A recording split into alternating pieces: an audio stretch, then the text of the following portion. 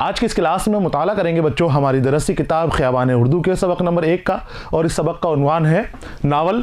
बच्चों इस सबक में नावल बेवा भी मुताले के लिए आपके लिए सबक के तौर पर शामिल किया गया है। इस सबक को मैंने कई हिस्सों में तकसीम किया है। पहले हिस्से में हमने नावल की तारीफ़ के हवाले से मालूमात हासिल की, नावल क्या होता है, किस तरह लिखा जाता है, उर्दू अदब में नावल किस तरह से राइज हुआ, इसकी तारीख़ के हवाले से भी हमने मुख्तसर मालूमात हासिल की है। इसके बाद दूसरे हिस्से में हमने मुंशी प्रेमचंद की ज़िंदगानी के हवाले से मालूमात हासिल की है, मुंशी प्रेमचंद की ज़िंदगानी के हवाले से भी, और साथ ही मुंशी प्रेमचंद की तर्ज तहरीर और खुसूसियात कलाम के हवाले से भी हम मालूमात हासिल कर चुके हैं। सबक के तीसरे हिस्से में हमने नावल बेवा का पहले हिस्से का मुताला किया था। ये जो मुंशी प्रेमचंद का नावल है बेवा, इस नावल का उन्वान है। हिंदी में ये प्रतिज्ञा के नाम से शाये हुआ था और ये नावल 17 बाब के ऊपर मुश्तमिल है। इसमें 17 चैप्टर हैं। यहाँ पर आपके लिए 9 चैप्टर 9 बाब सबक के तौर पर शामिल किए गए हैं। पिछले चैप्टर के अंदर हमने देखा था बच्चों कि अमृत राय, बाबू अमृत राय प्रेमा से शादी के से इनकार कर देते हैं। दाननाथ उनको काफ़ी समझाने की कोशिश करते हैं, बताते हैं उनको कि प्रेमा का दिल टूट जाएगा, तुम शादी कर लीजिए, ऐसा मत कीजिए। लेकिन बाबू अमृत राय, जिनका मन पंडित अमरनाथ की तकरीर से बदला था, अपनी बात से टस से मस नहीं होते, ज़रा सा भी इधर से उधर नहीं होते। वो पक्का इरादा कर चुके होते हैं, वो अहद कर चुके होते हैं, वो प्रतिज्ञा कर चुके होते हैं। उनका कहना यह है कि जिसकी बीवी का इंतकाल हो गया है उसको कुंवारी लड़की से शादी करने का कोई हक नहीं है, और ये इंसाफ के भी खिलाफ है। जबकि इनकी शादी प्रेमा से तय पाई गई थी। प्रेमा भी इनसे बहुत मोहब्बत करती थी और ये भी प्रेमा से बहुत मोहब्बत करते थे। दोनों की रजामंदी से शादी हो रही थी। शादी में 1 महीना बाकी था, लेकिन बाबू अमृत राय ने शादी से इनकार कर दिया। अब दाननाथ जो इनके खास दोस्त हैं समझाते हैं, काफ़ी समझाते हैं, लेकिन ये समझते नहीं हैं, नाराज़ भी होते हैं, डांटते भी हैं। एक दोस्त अपने दोस्त की भलाई के लिए जो जो कर सकता था दाननाथ तो करने की कोशिश करते हैं, लेकिन ये बाबू अमृत राय अपनी बात से नहीं पीछे हटते हैं। ये कहते हैं कि जो कह दिया मैं वही करूँगा और मैं अब कुंवारी लड़की से शादी नहीं करूँगा। इसी तरह से हमारी कहानी आगे बढ़ती है और समझाते समझाते ही वहाँ पर एक नई बात निकल कर आती है, और वो ये है कि दाननाथ भी प्रेमा से मोहब्बत करते थे, लेकिन बाबू अमृत राय से प्रेमा की शादी हो रही थी, इसलिए उन्होंने अपनी ख्वाहिश को दिल में दबा लिया।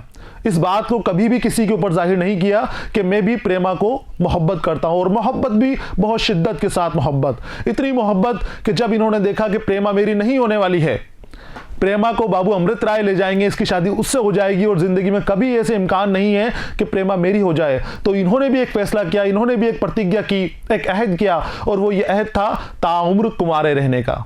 इन्होंने फैसला किया कि मेरी प्रेमा नहीं हुई तो मैं किसी को अपनी ज़िंदगी के अंदर नहीं लेकर आऊँगा, अपनी शरीक हयात किसी को नहीं बनाऊँगा। बाबू अमृत राय को ये बात पता थी, तो अमृत राय जो समाजी जिम्मेदारी अपनी समझते हैं, मुआशराती जिम्मेदारी क्या होती है उनको एहसास है, उन्होंने बेवाओं के हाल देखे थे। एक हमदर्द इंसान है, बेवाओं का किस तरह से मुआशरे में रहना, दुबर होता है रहना, कोई उनकी भलाई के काम नहीं करता, और विधवा विवाह का तो धर्म को भ्रष्ट करना माना जाता है।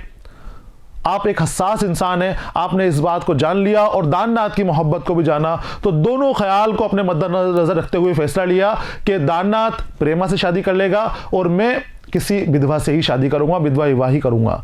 कहानी का मरकजी ख्याल भी विधवा विवाह है। विधवा विवाह की बात को आगे बढ़ाई है प्रेमचंद ने, और हमदर्द इंसान है, हमदर्दी के साथ पूरी कहानी को, पूरे किस्से को आगे बढ़ाया है और पैगाम दिया है कि विधवाओं को भी अपनी ज़िंदगी जीने का हक है, उनको दबाया नहीं जाना चाहिए, उनको परेशान नहीं किया जाना चाहिए, जैसा वो चाहें, जो वो ज़िंदगी जीना चाहें, हंसी खुशी वाली, आराम वाली, सुकून वाली ज़िंदगी उन्हें भी देने की कोशिश करना चाहिए। और यही एक हमदर्द इंसान की पहचान है। कोई लड़की अगर बेवा हो गई है तो उसमें उसका थोड़ी दोष है, कोई उसका क्या कसूर है अगर वो बेवा हो गई तो प्रेमचंद कहते हैं कि अगर कोई बेवा हो जाए तो कोई बात नहीं, उसकी दोबारा नई ज़िंदगी शुरुआत करवाइए उसकी, और उसको दोबारा उसकी ज़िंदगी खुशियों से भर दीजिए। इसी ख्याल को इस कहानी के अंदर आगे बढ़ाया है।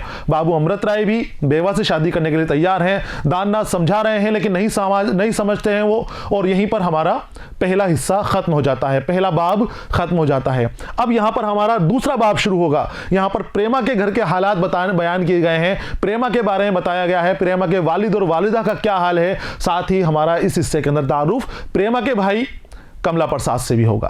कमला प्रसाद कैसा शख्स है, और वो भी इस कहानी का अहम किरदार है, क्योंकि कहानी के अंदर कई तरह के कारनामे उसने अंजाम दिए हैं। तो यहाँ पर कमला प्रसाद का भी दिखाया गया है। लाला जी भी यहाँ पर आएंगे, और लाला जी की जो वाइफ है प्रेमा की माता जी, वो भी यहाँ पर शामिल होंगी, और इस तरह से कहानी आगे बढ़ेगी। तो कहानी का दूसरा हिस्सा है, मैंने आपको बता दिया कि पहले हिस्से के अंदर समझाने की कोशिश कर रहे हैं, दोनों दोस्तों में बहस हो रही है, लेकिन बाबू अमृत राय नहीं समझते। कहानी उससे आगे बढ़ती है। देखिए, इधर दोनों दोस्तों में बातें हो रही थी, उधर लाला बद्री प्रसाद के घर में मातम सा छाया हुआ था। यहां हमारा दूसरा बाब शुरू हो जाता है, दूसरे बाब का आगाज हो रहा है।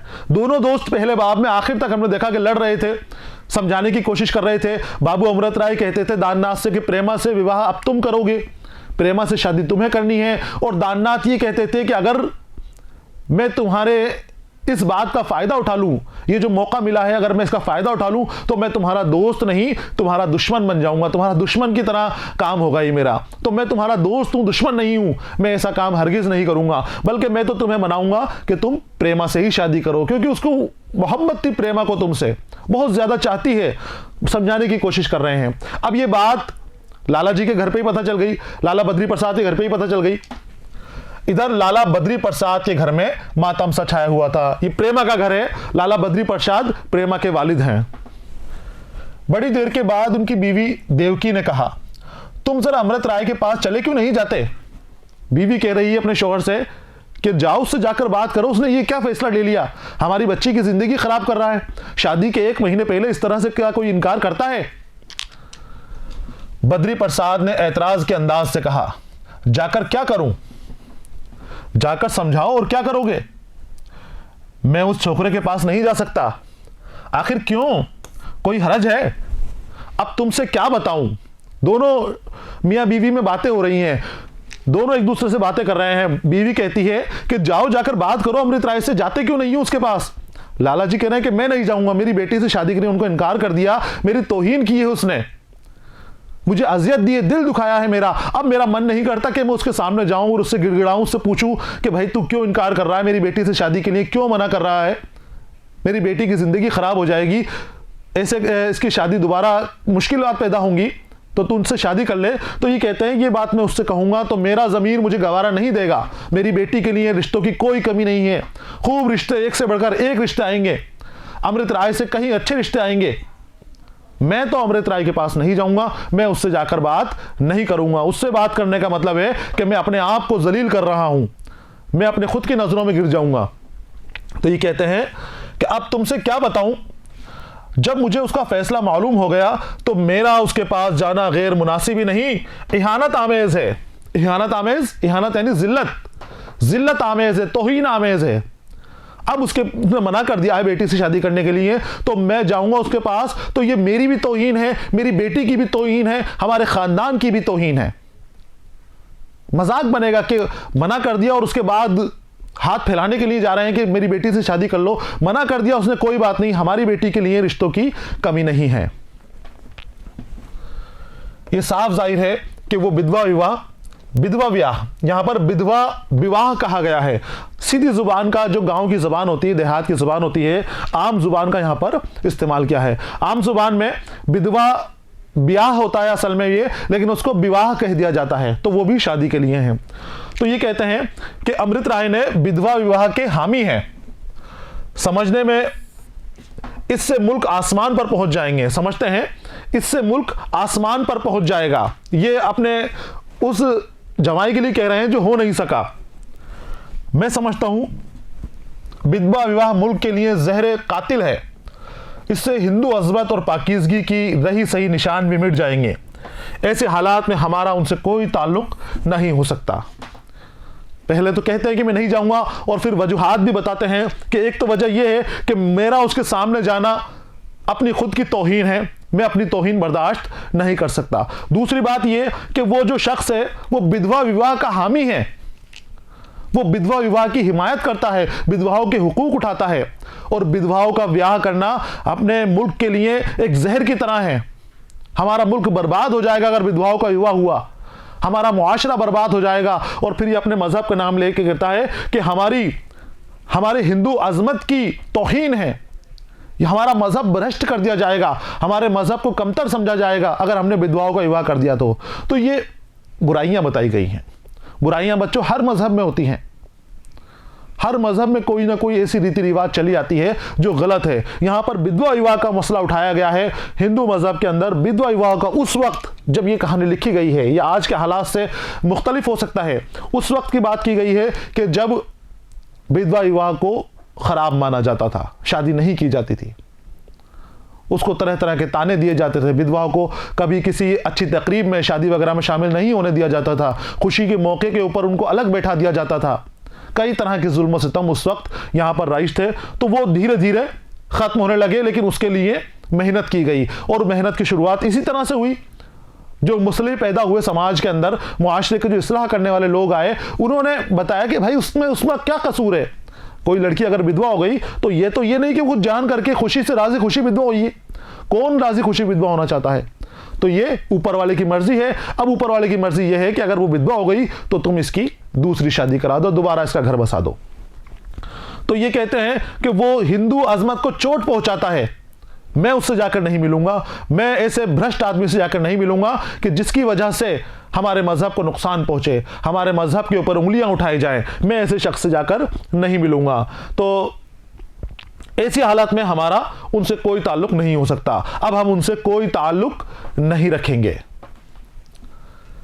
देवकी ने जवाब दिया, यह कोई बात नहीं है। आज अगर हमारा कमला मुसलमान हो जाए तो क्या हम उसके पास आना जाना छोड़ देंगे? हमसे जहां तक हो सकेगा उसे समझाएंगे और उसे सीधे रास्ते पर लाने की कोशिश करेंगे।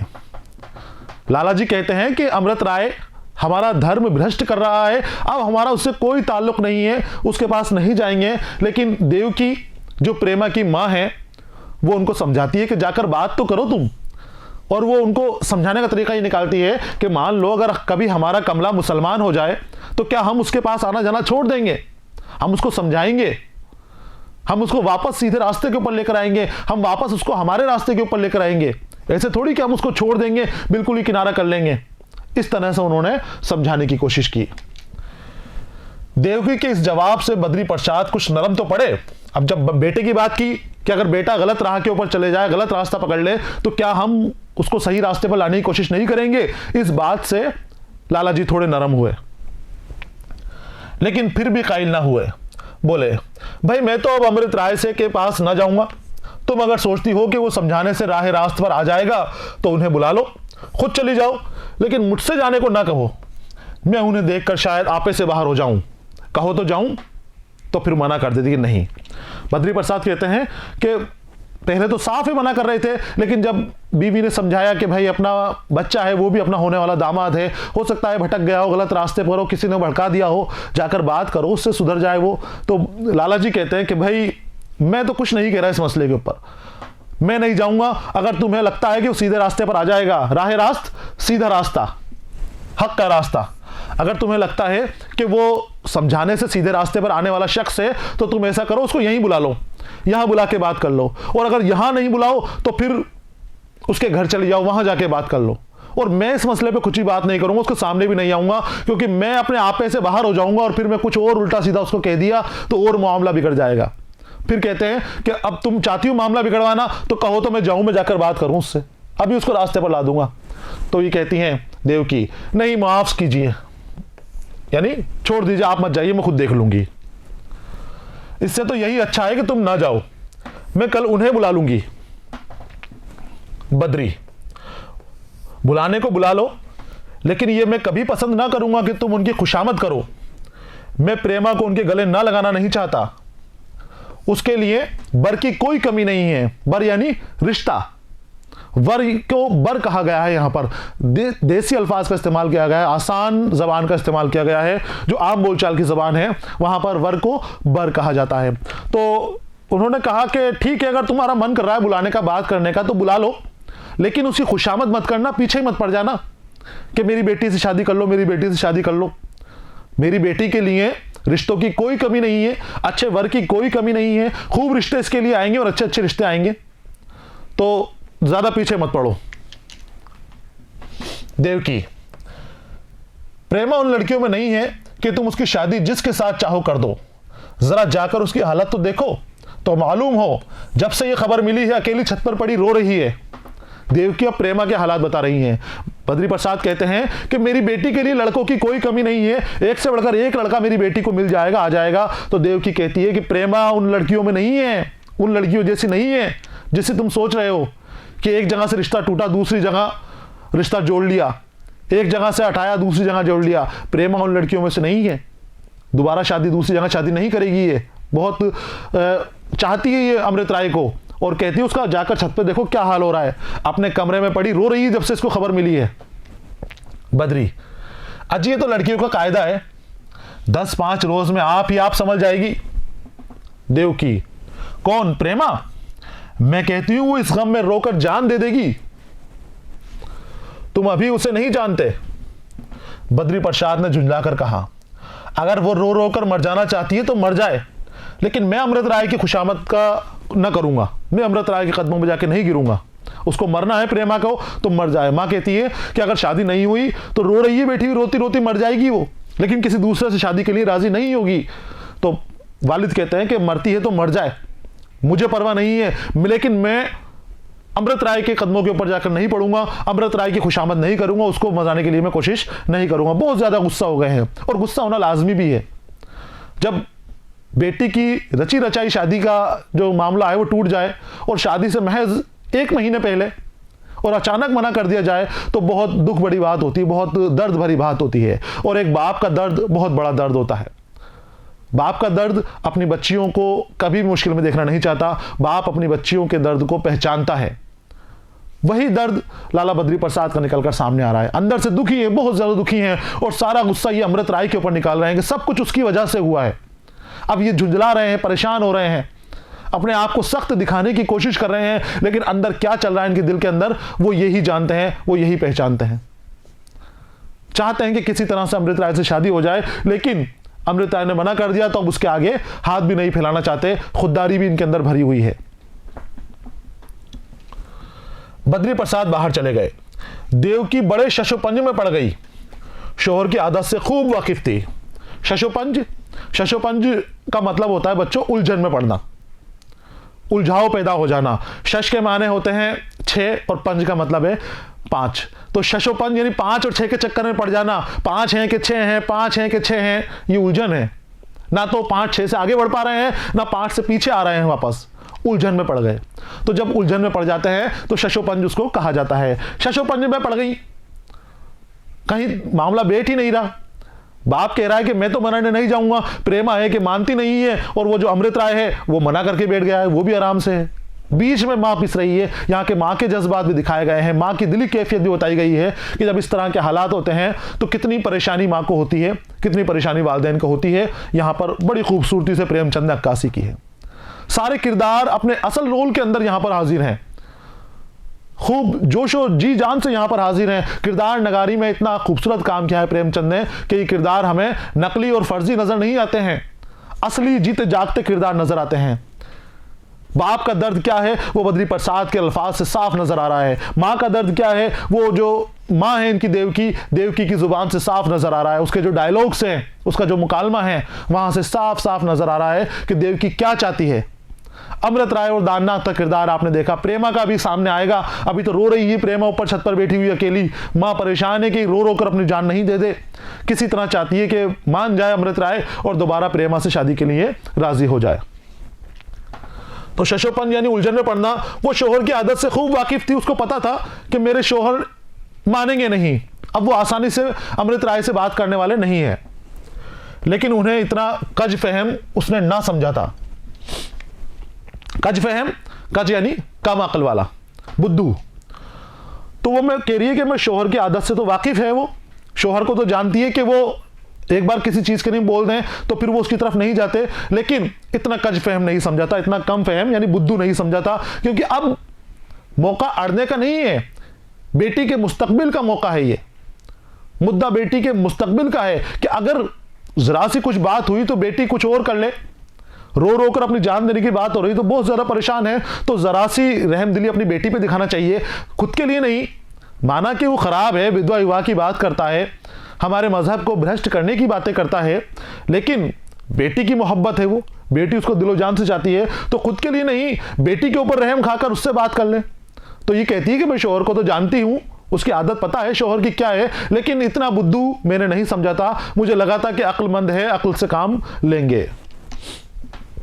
उसे पूरी उम्मीद थी कि अमृत राय समझाने पर अपना फैसला तब्दील कर देंगे, लेकिन उनके पास कैसे जाऊं, शौहर से राड़ कैसे मोल लूं। देवकी समझती थी कि अगर मैं अमृत राय से बात करूं, उनको समझाया जाए, ये जो प्रेमा के वालिद हैं बद्री प्रसाद, ये अगर समझाएं अमृत राय को तो हो सकता है वो मान जाए। इनको लग रहा था देवकी को कि वो मान जाएंगे। अब शौहर ने तो मना कर दिया कि नहीं जाओगी, खुशामद नहीं करोगी, बात नहीं करोगी और मैं भी नहीं करूंगा। तो अब ये शौहर से राड़ यानी परेशानी, मुसीबत, दुश्मनी। अब शौहर से कैसे वो दुश्मनी रखे, शौहर से कैसे वो आगे बढ़कर जाए। जब शौहर ने मना कर दिया कि नहीं जाना तो वो जाएगी, तो शौहर फिर उसको अपनी ताजीम, अपनी तौहीन समझेगा, अपनी लिए जिल्लत का काम समझेगा। तो फिर ये खामोश सी बैठ गई। दफातन प्रेमा ऊपर से आकर चारपाई के पास खड़ी हो गई। उसकी आंखें सुर्ख थी। देवकी ने समझाकर कहा, रो मत बेटी, मैं कल उन्हें बुला लूंगी, मेरी बात को कभी न टालेंगे। उसी वक्त जब ये बातचीत चल रही थी, माँ परेशान है, तो बेटी भी नीचे आ गई।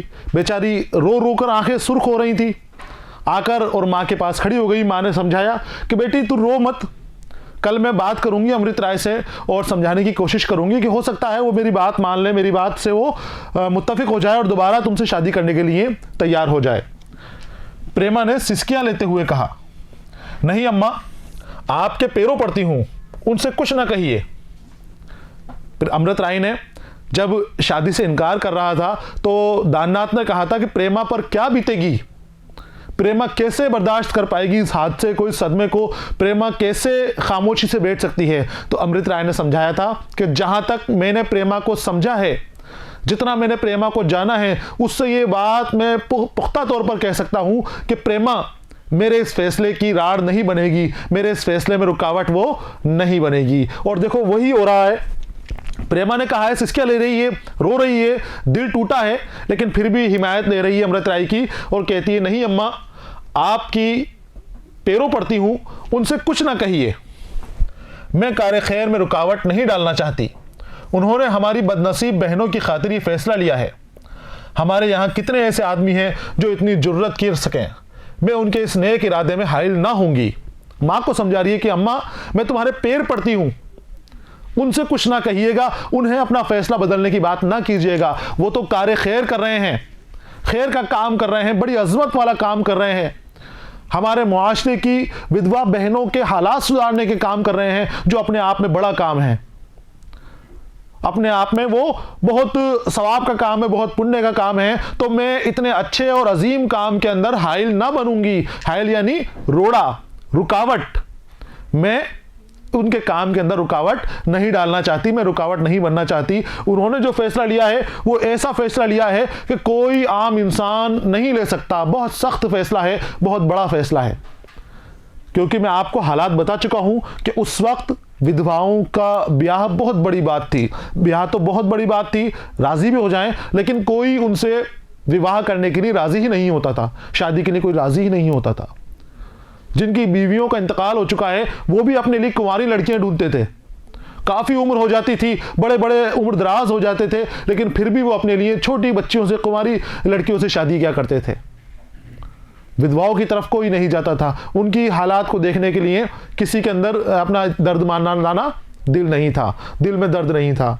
तो ये कहती है कि अमृत राय ने फैसला किया है तो मैं उनके फैसले के साथ हूं, मैं उनका फैसला तस्लीम करती हूं और तुम्हारे पैर पड़ती हूं, हाथ जोड़ती हूं कि उनके ऊपर जोर मत डालिए कि वो अपना फैसला बदलें, क्योंकि हो सकता है तुम्हारे समझाने से वो अपना फैसला भी बदल लें। इस फैसले में प्रेमा भी अमृत राय के साथ है। देवकी ने हैरत ज़दा निगाहों से प्रेमा को देखा। लड़की क्या कह रही है उनकी समझ में ना आया। उनको लगा था कि मेरी लड़की परेशान है, सदमे में है, मैं उससे कहूंगी कि अमृत राय को मना लूंगी तो खुश हो जाएगी, मेरी मिन्नतें करती कि अमृत राय को मना लो, लेकिन ये तो उल्टा ही जवाब दे रही है। ये तो अमृत राय की ही हिमायत कर रही है, कहती है कि अमृत राय अच्छा काम कर रहे हैं, कार खैर है, बड़ा काम है, अजीम काम है, उनके इस काम में हमें रुकावट नहीं डालनी है, इस काम को हमें आगे बढ़ाना है। ये जो रोशनी जला रहे हैं, इस रोशनी को बड़ी रोशनी बनाना है, पूरी दुनिया के अंदर फैलाने की इसको कोशिश करनी है। प्रेमा फिर बोली। माँ उसका चेहरा देख रही है, हैरत से देख रही है, उसको समझ में नहीं आ रहा कि मेरी बेटी इतनी होशियार कैसे हो गई। प्रेमा फिर बोली, अगर ऐसे नेक तबीयत और रोशन ख्याल आदमी कुर्बानियां ना करेंगे तो कौन करेगा। बड़े नेक आदमी थे अमृत राय। प्रेमा कहती है कि रोशन ख्याल, जो रोशन ख्यालात रखते हो, तफक्कुरात रखते हो, कौम की खिदमत का जज्बा रखते हो, ऐसे शख्स अमृत राय हैं। अब यही कुर्बानियां नहीं देंगे तो आखिर कुर्बानियां कौन देगा। मुआशरे की इस्लाह के लिए, मुआशरे में सुधार के लिए कुर्बानियां देना ज़रूरी है। बग़ैर कुर्बानियों के बड़े काम नहीं हो पाते हैं। खुद के मफाद को छोड़ना पड़ता है, खुद की हिरस को छोड़ना पड़ता है, खुद के लालच को छोड़ना पड़ता है, तब जाके बड़ी कुर्बानियां होती हैं, बड़े काम हो पाते हैं। जितने भी बड़े आपको आज नाम नज़र आते हैं वो अपनी कुर्बानियों की बदौलत बड़े हुए हैं। सिर्फ अखबारों में नाम देने से बड़े नहीं हुए, वो उसके पीछे उन्होंने कुर्बानियां दी हैं, बड़ी बड़ी कुर्बानियां दी हैं। किसी ने अपनी धन दौलत जायदाद दे दी, किसी ने अपनी जानें दे दी, किसी ने अपनी ज़िंदगी कौम की भलाई के लिए, मुआशरे के लिए वक्फ कर दी।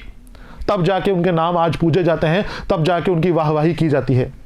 तो ये प्रेमा कहती है कि अमृत राय भी इसी तरह के नेक आदमी है, रोशन ख्याल हैं, फिक्र भी रखते हैं। अब कुर्बानी भी उनको देनी चाहिए ताकि वो भी बड़े हो जाएं। मैं भी उनको बड़े होता हुआ कौम की खिदमत के लिए अपने आप को निसार करते हुए देखना चाहती हूं। देवकी ने पूछा, और तू अपने दिल को कैसे समझाएगी बेटी। इस ख्याल से तुझे तस्कीन होगी। तस्कीन यानी सुकून। मां कह रही है कि बेटी तेरा क्या होगा, तू अपने बारे में तो सोच। समाज की बहनों के बारे में तो तू सोच रही है, दूसरे लोगों के बारे में तो सोच रही है, अमृत राय के बारे में तो तू सोच रही है। कम से कम अपनी तरफ तो देख। देख तेरा क्या हाल हो गया है। तेरे दिल को सुकून कैसे मिलेगा, तुझे कैसे इत्मीनान होगा। ये जो हादसा है, जो सदमा है शादी टूटने का, ये तुझसे कैसे बर्दाश्त होगा। थोड़ा अपने बारे में भी सोच। तस्कीन का माने मैंने बताया आपको, सुकून। दिल को कैसे सुकून मिलेगा। प्रेमा ने मतानत से जवाब दिया। मतानत यानी संजीदगी, समझदारी से। मुझे इसका बिल्कुल दुख नहीं है अम्मा, मुझे इसका बिल्कुल दुख नहीं है अम्मा जी। मैं आपसे सच कहती हूं, मैं भी इस काम में उनकी मदद करूंगी। जब तक आप लोगों का हाथ मेरे सर पर है, मुझे किसी बात की फिक्र नहीं है। आप लोग मेरे लिए जरा भी अंदेशा ना करें। मैं कुंवारी रहकर बहुत सुखी रहूंगी। ये भी अपने आप के अंदर मन ही मन में फैसला कर लेती है। ये कुंवारे रहने का फैसला करती है क्योंकि मोहब्बत अमृत राय से है। अब अमृत राय नहीं मिले तो ये सोचती है कि अब मैं किसी से शादी नहीं करूंगी, क्योंकि अगर शादी भी कर लूंगी तो हो सकता है मैं दिल से उसको अपना शौहर ना मान पाऊं, दिल से उसको ना अपना पाऊं। अब मैं भी अमृत राय के इस कार्य खैर में उनका कारकुन बनूंगी, उनका हिस्सा बनूंगी। उनके कामों को अंजाम देने के लिए जो भी मैं कर सकती हूं, मैं अपनी तरफ से खिदमत को अंजाम दूंगी। तो ये कहती है कि उनके काम को ही आगे बढ़ाना है। संजीदगी से कह रही है, समझदारी पाने से कह रही है, और हम उनके काम में रुकावट नहीं डालेंगे बल्कि उनके काम को ही आगे बढ़ाएंगे। और रही बात इसकी कि मेरा सुख और दुख की, तो आप हो मेरे साथ, वालिद है मेरे साथ, साथ में भाई और भाभी भी हैं, तो मुझे किस बात की फिक्र है। मैं क्यों परेशान होंगी, मैं सुखी रहूंगी इसी के अंदर। और बहुत सारी लड़कियां कुंवारी रह जाती हैं, मैं भी कुंवारी रह जाऊंगी।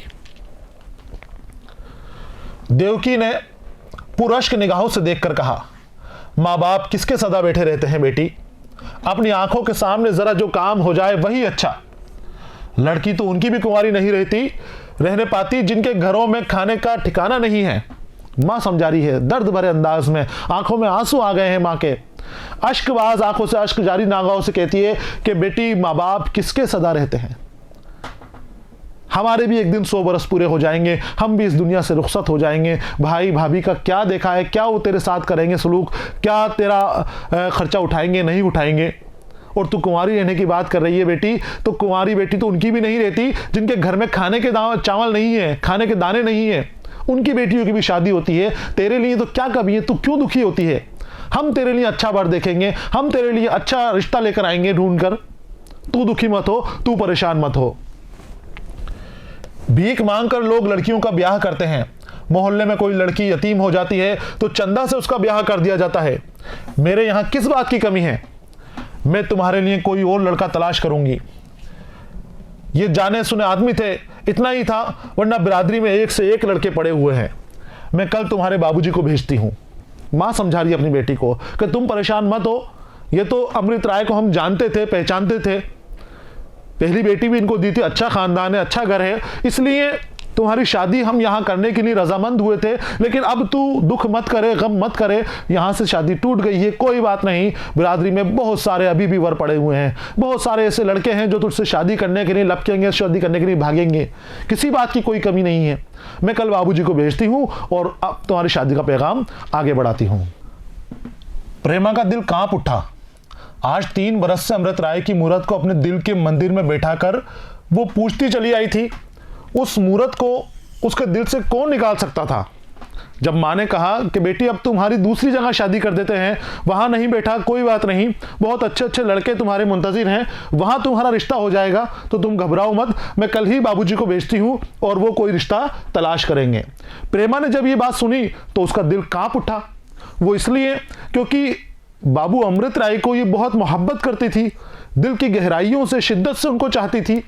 इस ख्याल से ही वो कांप उठी, इस ख्याल से ही उसका दिल रस गया कि मुझे बाबू अमृत राय को छोड़कर किसी और से शादी करनी पड़ेगी। घबरा गई वो दिल ही दिल के अंदर। दिल में उस मूरत को बिठाए हुए क्या वो किसी दूसरे शख्स से ब्याह कर सकती है? वो ब्याह होगा या ब्याह का ढोंग? इस जिंदगी का ख्याल कितना खौफनाक, कितना दिल हिला देने वाला था। प्रेमा ने जमीन की तरफ ताकते हुए कहा। खुद सोच रही है, बाबू अमृत राय को वो अपना शौहर तस्लीम कर चुकी है क्योंकि मोहब्बत करती थी। अब ये देख रही है कि अगर किसी और से मैंने शादी कर ली तो लग नहीं रहा कि मेरे दिल से अमृत राय की मोहब्बत को मैंने निकाल पाऊंगी, और मैं मोहब्बत निकाल नहीं पाई और मेरी कहीं और शादी हो गई तो फिर वो शादी क्या होगी? एक दर्दनाक अजाब होगी। आए दिन लड़ाई झगड़े होंगे, आए दिन शक व मुब्तला के वाली बातें होंगी, परेशानियां कई तरह की पैदा हो जाएंगी। तो उससे बेहतर यह है कि मैं शादी ही नहीं करूं। नीचे नजरें करके मां से कहती है, नहीं अम्मा जी, मेरे लिए कोई फिक्र ना करें, मैंने कुंवारी ही रहने का कसद कर लिया है। कसद यानी अहद, इरादा। मैंने कुंवारी रहने का ही इरादा कर लिया है। अब मैं कोई शादी दूसरी नहीं करूंगी, किसी और को अपना शौहर तस्लीम नहीं कर सकती। असल वजूहात नहीं बताई उसने, जो दिल की बात है वो दिल में ही रखी है, लेकिन ऊपरी तौर पर मां को कह दिया है कि मां अब मैं शादी नहीं करना चाहती। बाबू कमला प्रसाद की आमद का शोर सुनाई दिया। आप सिनेमा के बेतरह दिलदादा थे। बाबू कमला प्रसाद प्रेमा के बड़े भाई, बद्री प्रसाद का लड़का, आ रहा है घर के अंदर। बाहर कहीं गए हुआ था, सिनेमा का शौक था, सिनेमा देखकर आ रहे हैं। दिलदादा मतलब दिल टूटकर मोहब्बत करना, बहुत जान छिड़कना, सिनेमा के ऊपर जान छिड़कते थे आप, और शौक भी नवाबों वाले थे। बाबू कमला प्रसाद आ रहे हैं तो आते ही घर में हंगामा शुरू हो जाता है। नौकर चाकर जो है घर में वो इधर उधर भागना शुरू कर देते हैं। पता नहीं कब किस नौकर की वो शामत आ जाए, कब किस नौकर को अपना आड़े हाथों ले लें, तो सारे नौकर चाकर भागना शुरू कर देते। हर शख्स उनकी ताजीम के लिए अपने आप को तैयार करने लग जाता था। रोज ही जाया करते थे, सिनेमा का शौक था और रोज सिनेमा देखने जाया करते थे। नौकरों से वो सख्ती से पेश आते थे, सख्ती के साथ काम लिया करते थे।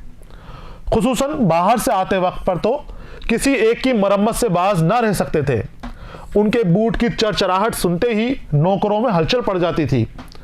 जालिम किस्म का शख्स था ये, और नौकरों के ऊपर बहुत जुल्म किया करता था, परेशान किया करता था उनको। और जब बाहर से आए, बताया गया कि खुसूसन बाहर से आते वक्त तो किसी न किसी की शामत, किसी न किसी की मरम्मत जरूर होती थी।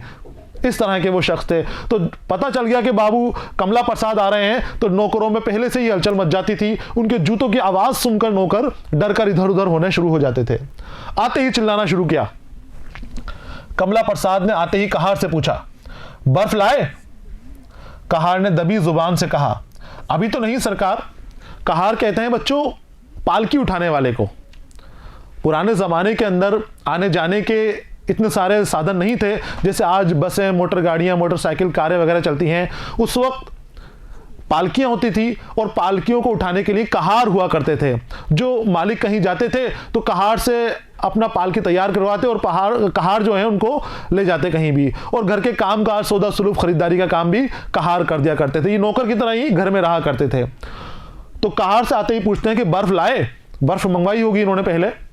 कहार ने दबी जुबान से कहा, अभी तो नहीं सरकार, बहुत धीमी आवाज से कहा, इतनी धीमी आवाज से कहा कि कमला प्रसाद को सुनाई नहीं दिया।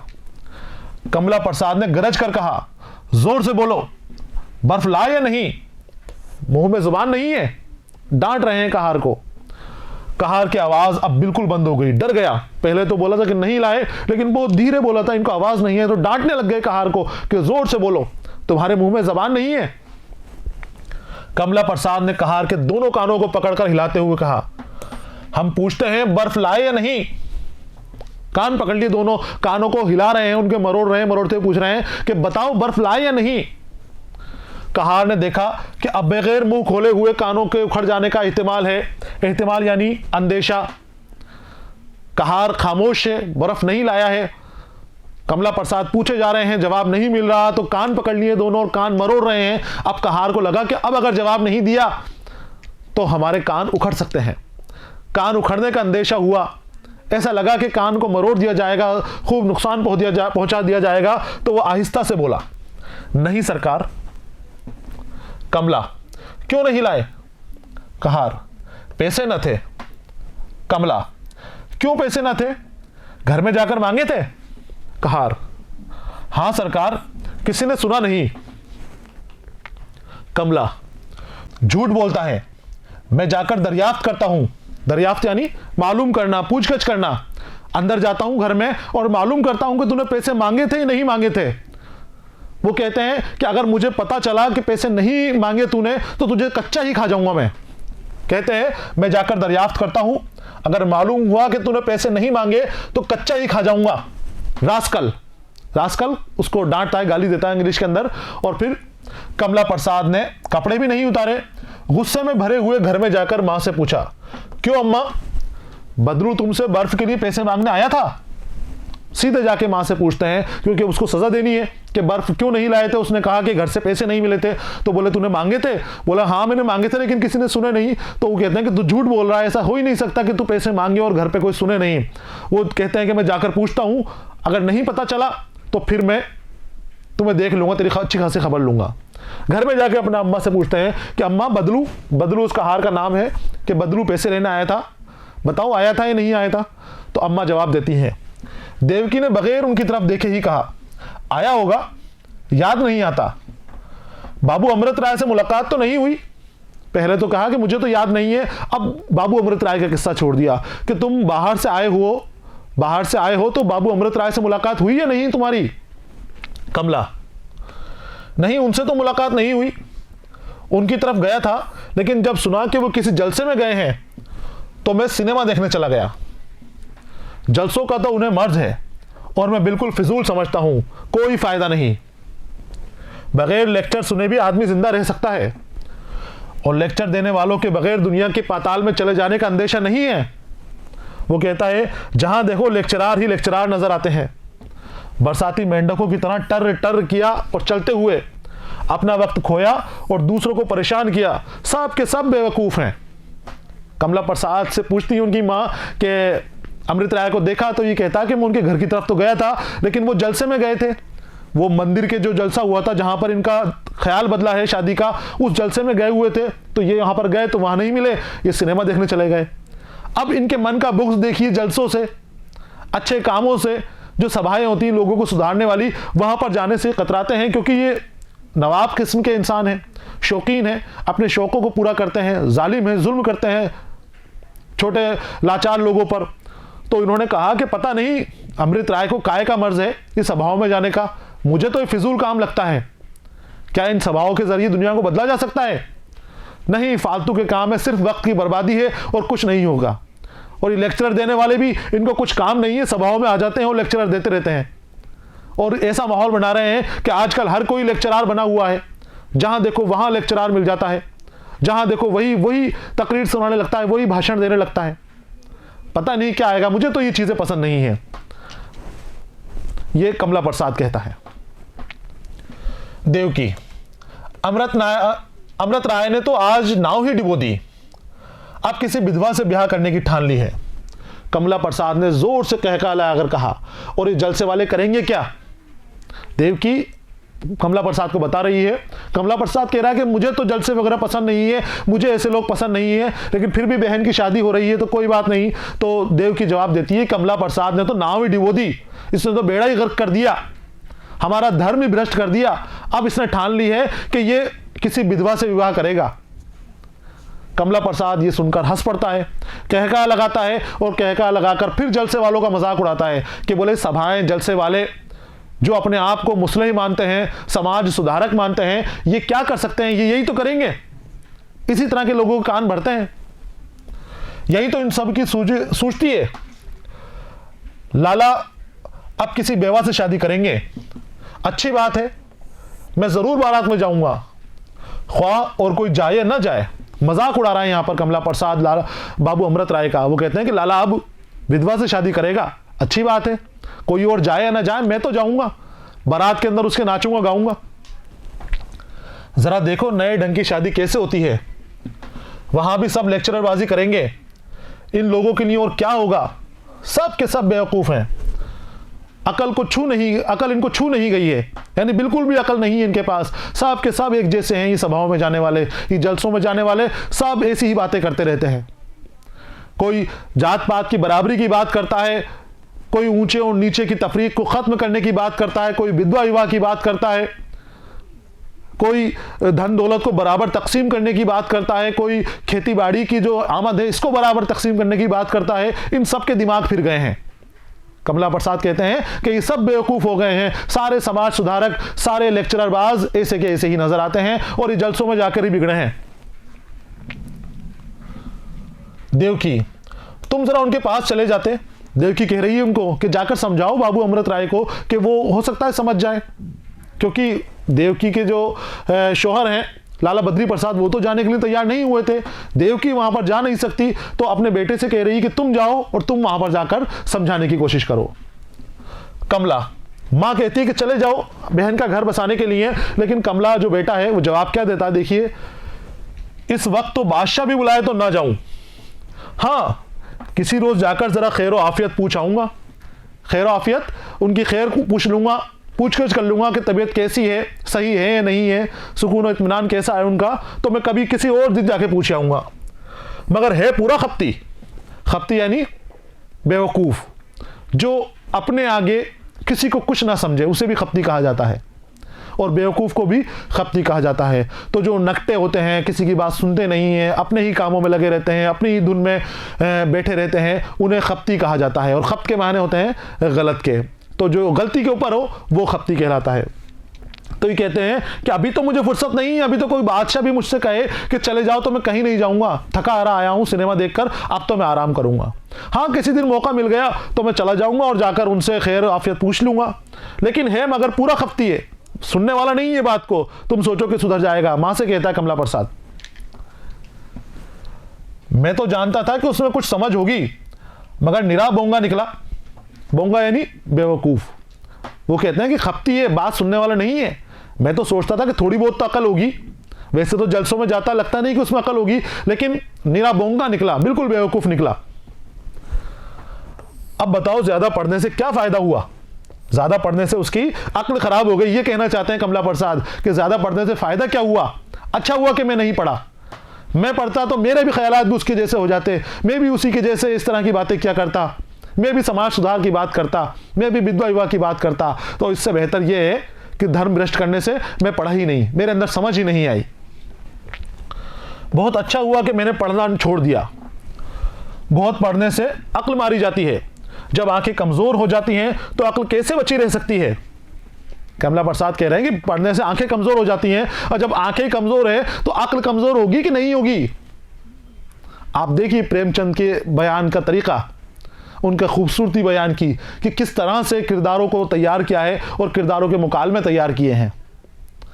कमला प्रसाद समाज सेवा के कामों को, कौम की इस्लाह के कामों को हकीर समझता है, ये अपने आप को बड़ा समझता है, अपने आप को सबसे समझदार समझता है, ये मानता है कि मैं हूं जो हूं, मेरे अलावा कोई कुछ नहीं है। अब वो जो अच्छे काम कर रहा है तो इसको उसमें भी बुराई नजर आ रही है, ये इस्लाह के नजरिए से नहीं देख रहा, ये रटे रटाए पुराने नजरिए से देख रहा है, उस नजरिए को पेश कर रहा है और कह रहा है कि अच्छा हुआ मैं नहीं पढ़ा। पढ़ने के बाद जब इल्म आ जाता तो ऐसे थोड़ी आते हैं लोग, तो कोई बेवा भी ठीक होगी या नहीं, यानी कोई बेवा भी पसंद करी नहीं करी। कहाँ है मिश्रानी, कह दो कि अब तुम्हारी चांदी है, कल ही संदेश भेज दें, कोई और ना जाए तो मैं जाने को तैयार हूं। इनके पड़ोस की मिश्रानी है, ये विधवा है बेचारी, और इसका भी मजाक उड़ा रहे हैं कि अब शादी करने के लिए, बेवा से शादी करने के लिए तैयार हैं, अब वो कुंवारी से शादी नहीं करेंगे। तो बेवा हमारी पड़ोसन है मिश्रानी, उसको बताओ, उसको बताओ कि संदेश भेज दे, अब तेरा ब्याह हो सकता है वहां पर, और कोई नहीं लेके जाएगा तो मैं संदेश ले जाता हूं, बड़ा मजा रहेगा। कहीं है मिश्रानी, अब उनकी किस्मत खुल रहेगी। बिरादरी ही की बेवा है ना, कि बिरादरी की कैद भी नहीं रही। वो कह रहे हैं कि उन्होंने कहा है कि बेवा से शादी करूंगी, बेवा से शादी करूंगा मैं, लेकिन बिरादरी की बेवा से करेगा ना, या बिरादरी की कैद भी नहीं है, या जो मिले उसको बगैर बिरादरी की, बगैर जात देखे ले आएगा। मजाक उड़ा रहे हैं इस तरह का। तो बोले कि मैं शादी करा दूंगा उसकी, अगर बेवा से शादी करना चाहता है तो। देवकी ये तो नहीं जानती, अब क्या ऐसे भ्रष्ट हो जाएंगे, भ्रष्ट यानी नापाक। मैंने आपको बताया कि विधवा विवाह और दूसरी जात का विवाह, दूसरी जात से विवाद लेना, ये सब धर्म भ्रष्ट करने की निशानियां उस वक्त मानी जाती थी। माना जाता था कि अगर इस तरह के काम हमारे मजहब के अंदर हो गए, हमारे धर्म के अंदर हो गए, तो हमारा मजहब खराब हो जाएगा, हमारा मजहब नापाक हो जाएगा। हालांकि असल में ऐसा कुछ नहीं होता, लेकिन लोगों की सोच ऐसी बन गई, और उसी सोच की तकलीद में जुल्म सितम दूसरों पे करते गए, दूसरों पे आगे बढ़ते गए। कमला, ये सभा वाले जो कुछ ना कर गुजरे वो थोड़ा है, इन सबू को बैठे बिठाए ऐसी बेपर की उड़ाने की सोचती है सभा वालों को। यानी सभा वाले कौन, जो जगह जगह जलसे करते हैं, और ये जलसे मुस्लिम करते हैं, समाज सुधारक करते हैं। जो बाबा लोग होते हैं, बहुत सारे ऐसे हैं जिन्होंने समाज को सुधारने के लिए जगह जगह जलसे किए हैं, उन लोगों के बारे में यहां पर बात की है। अब जो काम करते हैं उस काम से मुआशरे के एक बहुत बड़े तबके को एतराज होता है। विधवाओं की तादाद कम है, लेकिन विधवाओं से जुड़ा हुआ मुआशरा बहुत बड़ा है। अब मुआशरा जब नहीं चाहता कि विधवाओं की शादी हो, लेकिन जलसे वाले चाहते हैं, तो सारे के सारे मुआशरे के लोग जलसे वाले के खिलाफ हैं। जो सभाएं करते हैं, समाज सुधारक हैं, उनके खिलाफ रहते हैं, उनको पत्थर मारे जाते हैं, परेशान किया जाता था, तरह तरह से सताया जाता था, लेकिन वो अपने अज़्म से पीछे नहीं हटते थे, अपने काम से पीछे जरा सा पीछे नहीं हटते थे। जो काम करना है उनको, जो काम उनने सोच रखा है वो कर गुजरते थे। तो यहां भी मुआशरे की अक्कासी कर रहा है कमला प्रसाद, बता रहा है कि आश्रम वालों को, ये जलसे वालों को कुछ नहीं सूझता, ये सभा वालों को कुछ नहीं सूझता है। जब देखो जब कुछ ना कुछ नई बात लेकर आते रहते हैं, और कुछ जो भी करें ये मान लो कि थोड़ा है, अगली बार इससे भी बड़ा करेंगे, ये उससे भी आगे बढ़ जाएंगे, कुछ इनको सूझता नहीं है। एक रोज पंजाब से कोई बोखल आया, बोखल यानी खप्ती, वही बेवकूफ बोंगा। कमला प्रसाद कह रहा है कि सभा वालों का यही काम है। एक रोज पंजाब से एक बोखल आया और कह रहा था कि जात पात तोड़ दो, क्योंकि उससे मुल्क में फूट पड़ती है। जात पात तोड़ने की बात कर रहा है, दूसरी जात को खुद के बराबर बैठाने की बात कर रहा है। ऐसे थोड़ी होता है, कमला प्रसाद कहता है। बस सब के सब बैठे यही सोचा करते हैं कि कोई नई बात निकालनी चाहिए। गांधी जी को देखो, गांधी जी को और कुछ ना सूझी तो स्वराज ही का डंका पीट चले। गांधी जी के ऊपर भी तंज किया जा रहा है, क्योंकि गांधी जी के भी जो काम है उससे बहुत बड़ा तबका उस वक्त खुश नहीं था। जुड़े हुए भी थे, लेकिन कुछ तफरीकात भी थी, कुछ लोग नाराज भी होते थे। समाज सुधारक बच्चों जितने भी हुए हैं, सब ने नाराजगी मोड़ ली है, क्योंकि जो इन्होंने बदलाव किया है वो मुआशरे का बदलाव है, वो मजहब से जुड़े हुए बदलाव हैं, वो तहजीब से जुड़े हुए बदलाव हैं। अब उन बदलावों को दूर करने के लिए, उन बदलावों को करने के लिए बड़ी मेहनत का सामना करना पड़ता है, मुखालिफत का सामना करना पड़ता है। जब एक आदमी अपनी जात से हटकर दूसरी जात में, नीची जात में, या नीची जात वाला ऊंची जात से शादी करता है, तो खुद के, उसके अपने घर वाले उसके खिलाफ हो जाते हैं, उसके साथी, उसके दोस्त उसका साथ छोड़ जाते हैं। कोई बराबरी की बात करता है, मुआशरे के अंदर तफरीकात जो हैं उनको खत्म करने की बात करता है, तो उसके साथी उसके खिलाफ हो जाते हैं, उससे दूर हो जाते हैं। तो ये बड़ा काम है, बड़ा मुश्किल वाला काम है। तो गांधी जी को भी निशाना बनाया गया है यहाँ पर। पंजाब के बोखल का भी, पंजाब से भी एक शख्स आया है जो जात पात कम करने की बात करता था, उसका भी नाम लिया गया है। तो बोले गांधी जी को कुछ नहीं सूझा तो स्वराज लेकर बैठ गए। सबू ने अक्ल बेच खाई है। इतने ही में एक हसीना ने सहन में कदम रखा, कमला प्रसाद को देखकर ड्योढ़ी पर ठिठक गई। देवकी ने कमला से कहा, तुम जरा कमरे में चले जाओ, पूर्णा ड्योढ़ी पर खड़ी है। अब ये सभा वालों को भाषण सुना ही रहे थे बैठे हुए। कमला प्रसाद साहब बुराइयां कर रहे थे कि सभा वालों को कुछ नहीं सूझता। कभी ये बराबरी की बात करते हैं, कभी ये विधवा विवाह की बात करते हैं, कभी और मसला उठा लेते हैं। इन्होंने हमारे धर्म को भ्रष्ट करने का ठेका ले रखा है, कुछ ना कुछ ये बिगाड़ की बातें हमेशा करते रहते हैं। और इतने में ही बातचीत चल रही थी, एक हसीना इनके आंगन के अंदर आती है, सहन में, आंगन में, दरवाजे के अंदर आती है और आते आते कमला प्रसाद को देखकर वो ठिठक जाती है, रुक जाती है, फिर वो आगे नहीं बढ़ पाती शर्म के मारे। पूर्णा को देखते ही प्रेमा दौड़कर उसके गले से लिपट गई। पड़ोस में एक पंडित बसंत कुमार रहते थे। अब ये पूर्णा आई थी, इसका नाम जो हसीना बताया अभी जो आई थी, इसका नाम पूर्णा है। पूर्णा और प्रेमा आपस में दोस्त थे, आपस में सहेलियां थी। तो जैसे ही पूर्णा आई, प्रेमा जाकर उसके गले से लिपट गई। प्रेमा के पास खड़ी हुई सारी बातें सुन रही थी। अब पूर्णा कौन थी, उससे आपको वाकिफ कराया गया है पूर्णा से कि पूर्णा कौन थी। पड़ोस में एक पंडित बसंत कुमार रहते थे, किसी दफ्तर में नौकर थे। पूर्णा उन्हीं की बीवी थी, बहुत ही हसीन, बहुत ही नेक, मकान में कोई दूसरा न था। जब 10 बजे पंडित जी दफ्तर चले जाते तो वो यहीं चली आती और वो सहेलियां शाम तक बैठी हंसती बोलती रहती। शाम को जब वो आते बसंत कुमार अपने दफ्तर से, तब ये वापस जाती थी। तो इनके पड़ोसी की बीवी थी, वो दफ्तर चला जाता, ये अकेली हो जाती घर में, तो बातचीत करने के लिए, अपना दिल बहलाने के लिए ये प्रेमा के पास आ जाती। प्रेमा भी घर में अकेली रहती थी।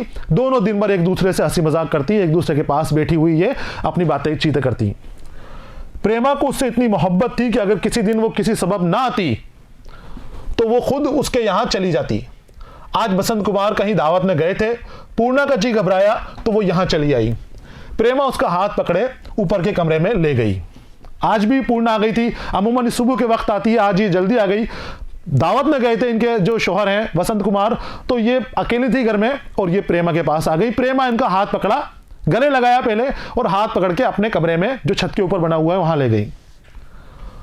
पूर्णा ने चादर अरगनी पर रखते हुए कहा, तुम्हारे भैया आंगन में खड़े थे और मैं मुंह खोले चली आई थी, मुझ पर उनकी नजर पड़ गई होगी।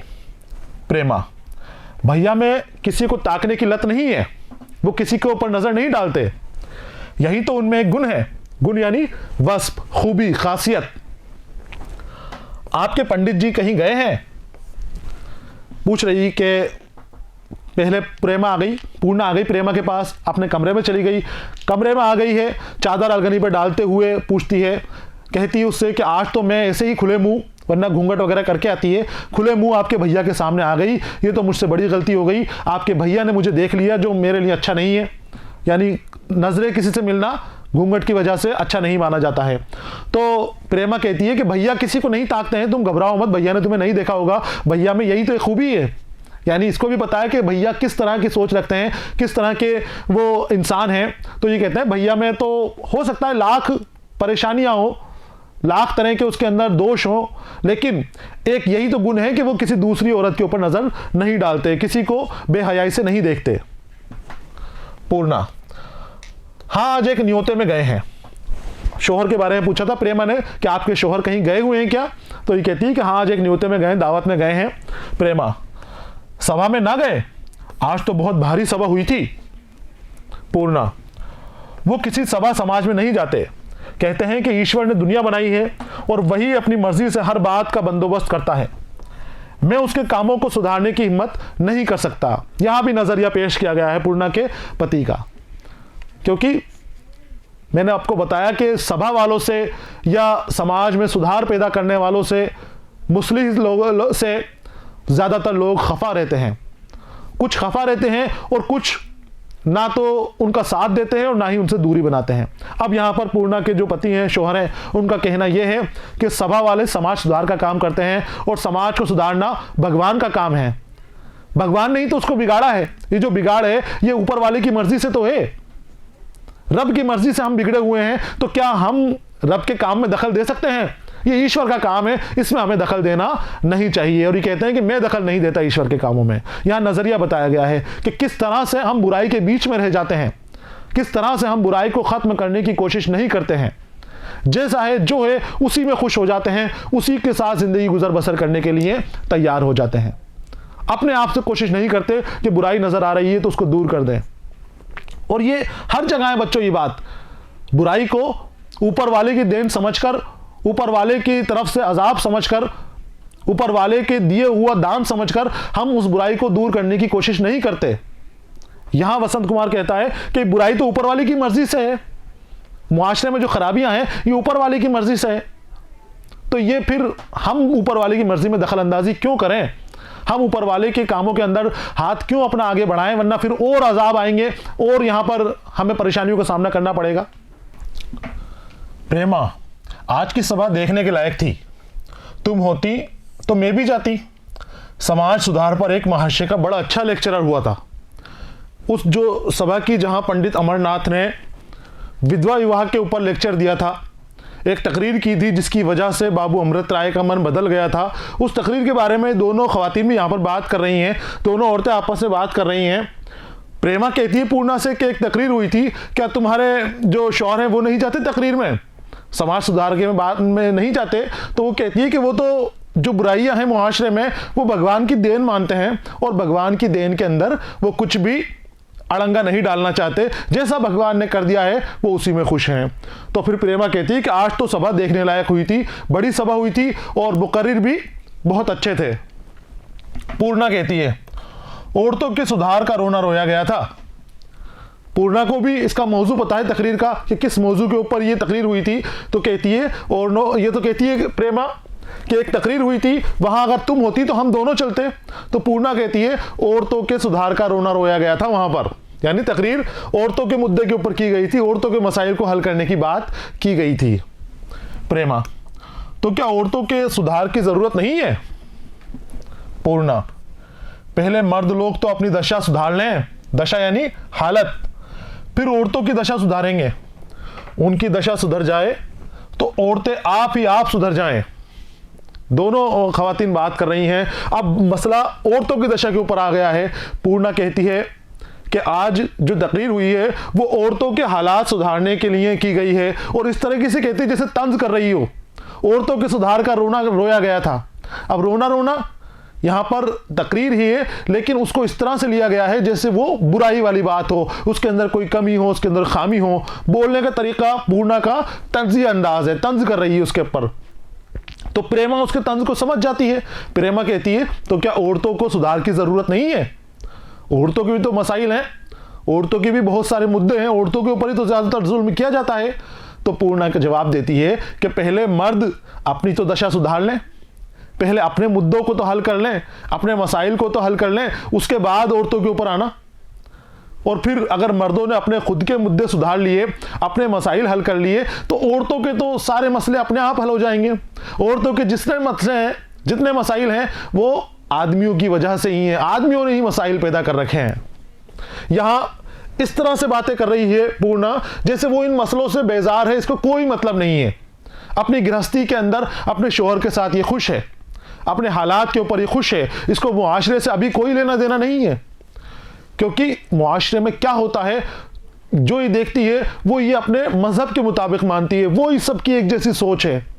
मुआशरे के बड़े तबके की सोच की यहां पर अक्कासी कर रहे हैं। यहां पर ये लोग बदलाव करने वाले कम होते हैं, अच्छी बातें करने वाले कम होते हैं, लेकिन पुराने रीति रिवाज के ऊपर, पुराने गलत कामों की पैरवी करने वाले, उसकी तकलीद करने वाले बहुत बड़ी तादाद के अंदर होते हैं।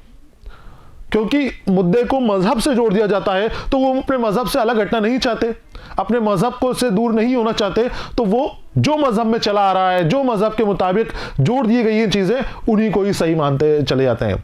हालांकि अगर हकीकत में देखें तो उन मसलों का, उन मुद्दों का मजहब से कोई लेना देना नहीं है, मजहब से कोई उसकी वाबस्तगी नहीं है, लेकिन जोड़ दिया, बगैर देखे उसको जोड़ दिया, तो फिर वो चले आ गए शुरू से, और फिर उसको मजहब का ही हिस्सा मान लिया जाता है। और फिर अगर उसके अंदर कमी बेशी करने की कोशिश की जाती है तो जो मजहब को मानने वाले हैं वो लोग कमी बेशी करने वाले के, सुधार करने वाले के खिलाफ हो जाते हैं। तो यहां पर भी दिखाया जा रहा है कि लाला बद्री प्रसाद और उनकी बीवी देवकी थी, वो सब बाबू अमृत राय के खिलाफ हो जाते हैं। वो कहते हैं कि वो तो हमारा धर्म भ्रष्ट कर रहे हैं और यहाँ पर इन खवातीन की बातचीत चल रही है। तो इससे भी जाहिर हो रहा है कि प्रेमा चूंकि ये भी खुले दिमाग की है, खुले जहन की है, ये तो बदलाव चाहती है, लेकिन पूर्णा का नजरिया ये है कि जो जैसा है वैसा ही रहने दिया जाए, उसके अंदर कोई रद्द-बदल नहीं की जाए, कोई छेड़खानी नहीं की जाए। सारी बुराइयों की जड़ मर्द ही है।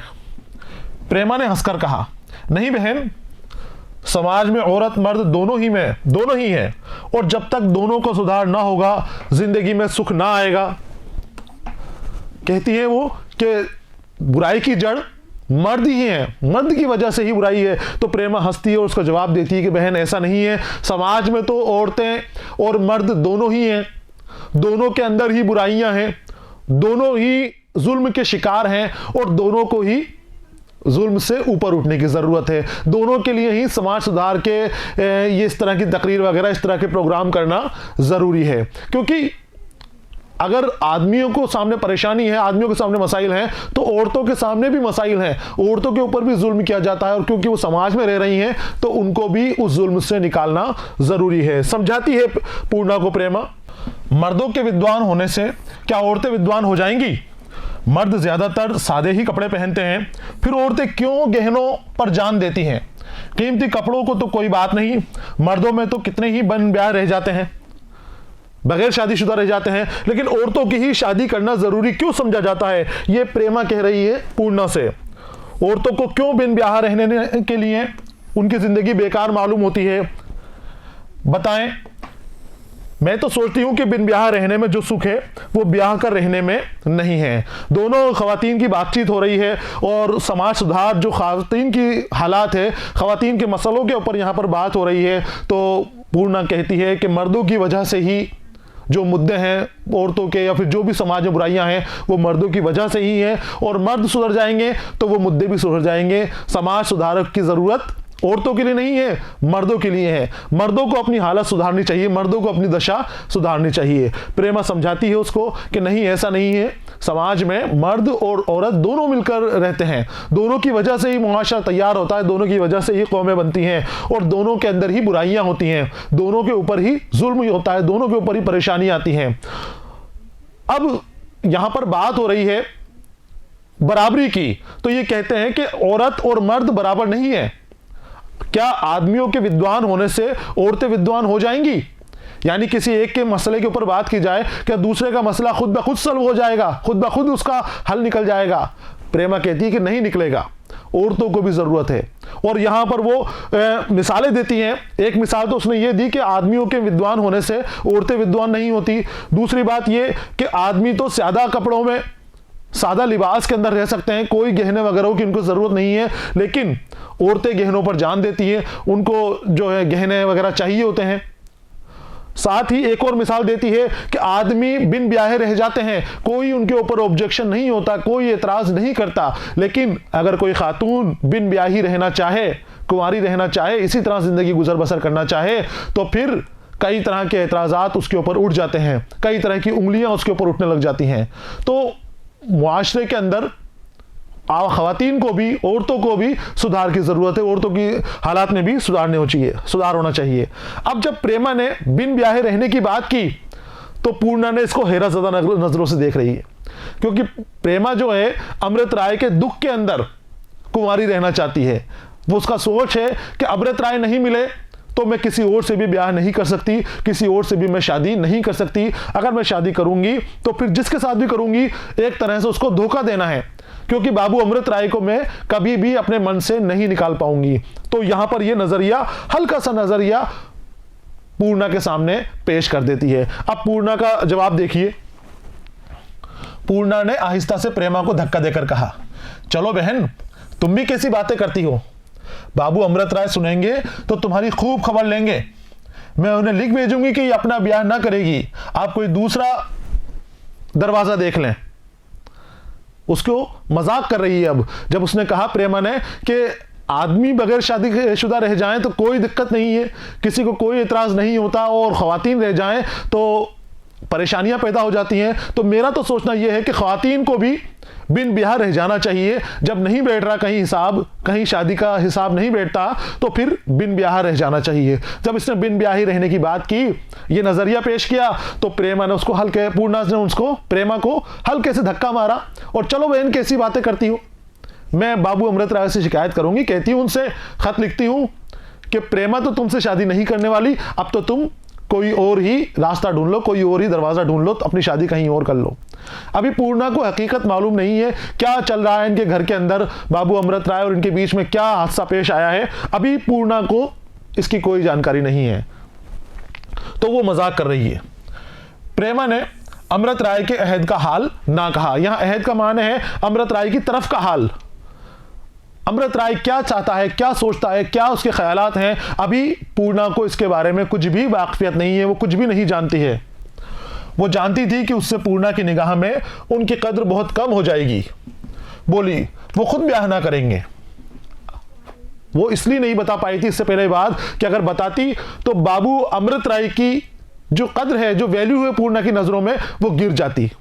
तो उनकी इज्जत बनाए रखने के लिए, उनका एहतराम बनाए रखने के लिए उसने खुद ने बात बना के कही कि वो खुद ब्याह नहीं करेंगे, और वजह भी उसकी बयान करती है पूर्णा।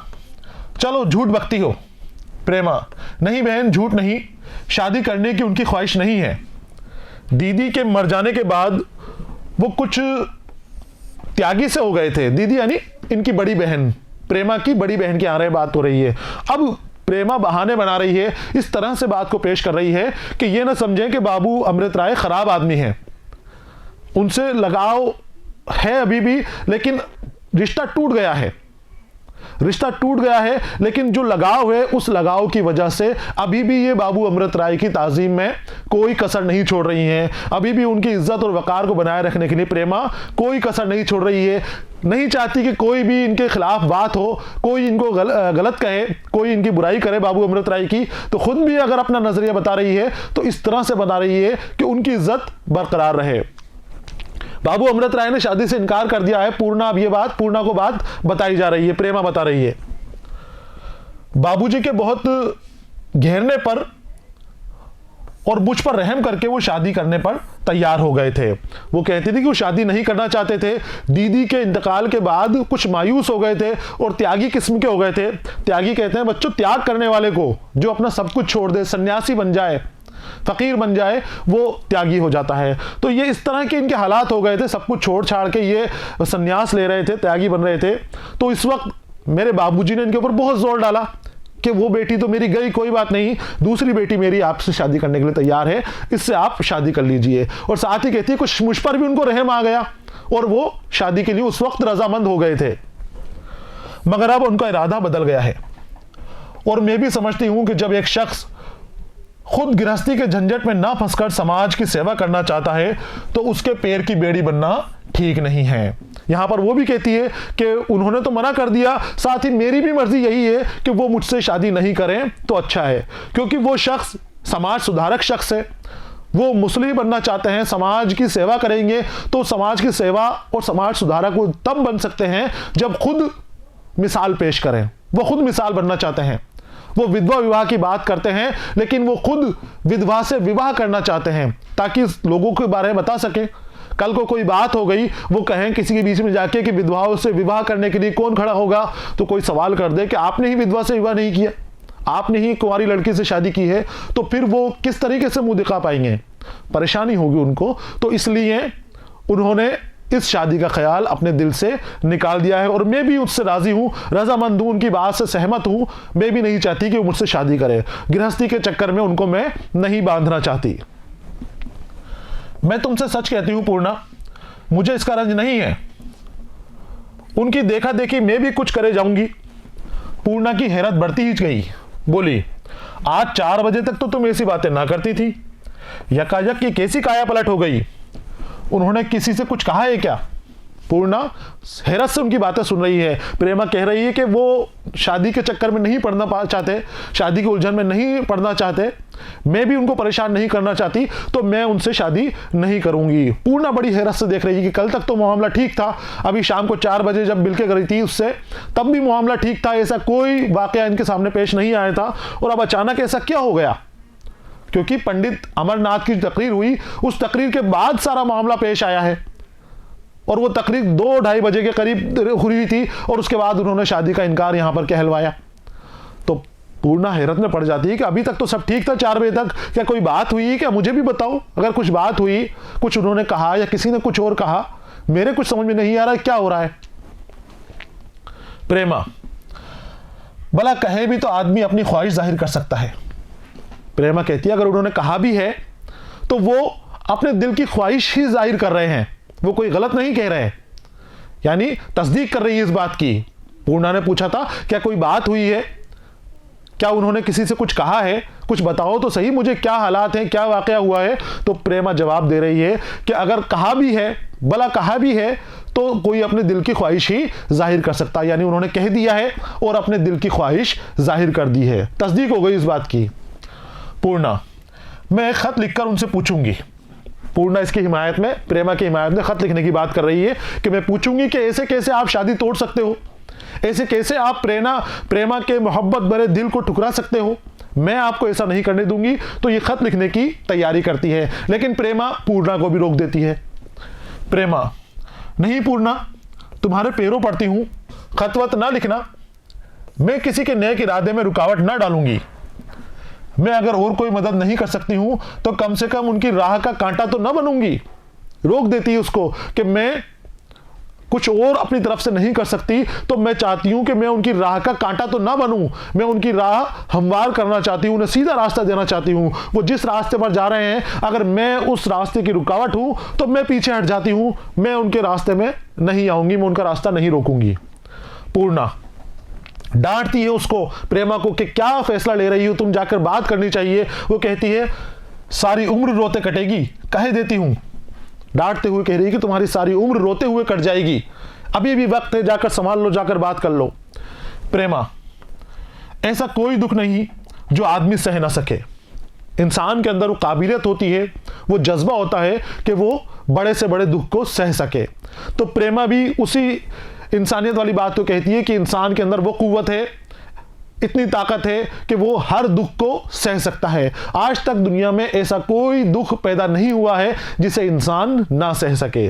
आप खुद देख लीजिए, बड़ी से बड़ी परेशानियां, बड़े से बड़े मसले हमारे सामने पेश होते हैं, लेकिन हमारे जज्बा, हमारा आगे बढ़ने की जो कुदरत है वो तरक्की करती जाती है, और हम उन दुखों को पार कर जाते हैं, उन मसलों को पार कर जाते हैं। आप खुद सोचिए, आपकी जिंदगी के अंदर जो बड़े मसले थे, जो बड़ी दुख थे, जो बड़ी परेशानी थी, चुटकी बदलते ही वो सारे पीछे छूट चुके हैं, सारे निकल चुके हैं। बस हिम्मत और हौसले की जरूरत है, अपना जज्बा बनाए रखने की जरूरत है। अगर हिम्मत हार गए, उन दुखों के आगे घुटने टेक दिए, तो फिर कुछ नहीं होने वाला जिंदगी में। जरूरी यह है कि उन दुखों का मुकाबला करें, और वो दुख चले जाएंगे, उनको जाने के लिए ही बनाया गया है। दुख मुस्तकिल नहीं रहते, दुख चले जाते हैं। तो यहां पर सच्चाई बताई गई है, ऐसा कोई दुख नहीं है जो आदमी सह ना सके। प्रेमचंद सबक आमेज बातें कहते हैं, किरदारों के जरिए मुकालमा निगारी हो रही है, आपसी बातचीत चल रही है, लेकिन सबक हमारे लिए भी छोड़ा जा रहा है, पैगाम हमारे लिए भी छोड़ा जा रहा है। हम तालिब इल्म हैं, इल्म के तालिब हैं, सीखने वाले हैं, तो हमें हर बात से सीखने की कोशिश करनी चाहिए। हर फिक्रे को इस तरह से देखना चाहिए कि जैसे कोई हमें सबक दे रहा है, कोई हमें पैगाम दे गया है। तो यहां पर आपको कितनी खूबसूरत बात कही जा रही है कि दुनिया में ऐसा कोई दुख नहीं है जो इंसान सह ना सके। हर तरह के दुख, हर तरह के गम इंसान सह लेता है। कितना ही बड़ी परेशानी हो, कितनी ही बड़ी आफत हो, अगर हंसते हंसते उसका मुकाबला किया जाए, जोश और जज्बे के साथ, हिम्मत और हौसले के साथ उसका मुकाबला किया जाए, तो वो उस मुश्किल से पार पाया जा सकता है। वो जानते हैं कि मुझे उससे दुख नहीं होगा, वरना वो कभी ऐसा इरादा ना करते। मैं ऐसे हौसले वाले आदमी का हौसला बढ़ाना अपना फर्ज समझती हूं, उसे गृहस्थी में नहीं फंसाना चाहती। पूर्णा ने बेपरवाही से कहा, तुम्हारी माया मेरी समझ में नहीं आती।